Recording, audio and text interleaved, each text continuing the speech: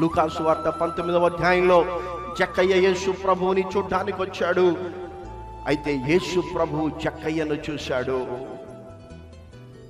యేసు ప్రభు జక్కయ్యను చూసి ఏమన్నాడంటే, జక్కయ్య త్వరగా దిగిరా అన్నాడు. యేసయ్యను చూడటానికి జక్కయ్య చెట్టునెక్కాడు.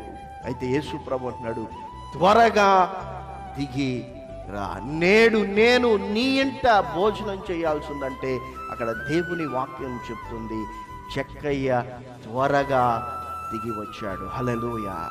దేవునికి లోబట్టం అంటే అది. యేసు ప్రభుని చూడాలని ఆశతో వచ్చాడు. మీరందరూ ఆశతో వచ్చారు. మీరందరూ ఆశతో వాక్యాన్ని వింటూ ఉన్నారు. ఆశతో ఈ నూతన సంవత్సరంలో దేవుని సన్నిధిలో సమయాన్ని గడుపుతూ ఉన్నారు. మంచిదే, మీరు దేవుని సన్నిధికి వచ్చారు. దేవుని యొక్క ప్రసన్నతను చూడాలని వచ్చారు. అయితే ఇక్కడ దేవుడు మిమ్మల్ని చూసి మీతో చెప్తున్నటువంటిది ఏమిటంటే, మీరు త్వరగా దిగి రావాలి. ఎక్కడికి రావాలంటే యేసు నీతో, నీవు యేసుతో కలిసి ఉండే అనుభవంలోనికి రావాలి. హల్లెలూయా. ఎప్పుడైతే ఆ అనుభవంలోనికి వస్తావో, ఎప్పుడైతే ఆ విధేయత జీవితాన్ని కలిగి ఉంటావో, ఎప్పుడైతే ఆ లోబడేటువంటి జీవితాన్ని నీవు కలిగి ఉంటావో, అప్పుడు నీ జీవితంలో అద్భుతం జరుగుతుంది.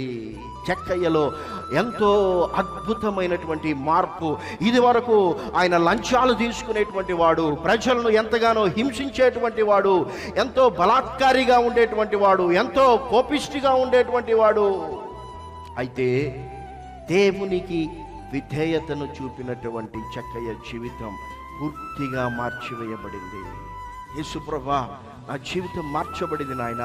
నా జీవితంలో నేను చేసినటువంటి తప్పులు తెలుసుకున్నాను. ఇదిగో నేను ఆ తప్పు చేశాను, ఆ తప్పును నేను సరి చేసుకుంటాను, మరలా నేను ఆ తప్పు చేయనని ఆయన పశ్చాత్తాపపడ్డాడు.